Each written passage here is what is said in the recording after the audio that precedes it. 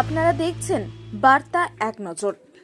বাঁশবেড়িয়া ৩ নম্বর word অধিবাসী বৃন্দের পরিচালনায় ও বাঁশবিহারী পৌরসভার পৌরপ্রধান ও ওই ওয়ার্ডের কাউন্সিলর আদিত্য নিয়োগীর উদ্যোগে প্রতিবারের মতো এবারও বসন্ত উৎসবের আয়োজন করা হয়। এই বসন্ত উৎসব বাঁশবেড়িয়া মধুকুণ্ড স্কুল থেকে শুরু করে ঘোষপাড়া, রায়গুলি, খামারপাড়া সহ ওয়ার্ডের বিভিন্ন পথ পরিক্রমা করে রায়গলিতে গিয়ে শেষ হয়।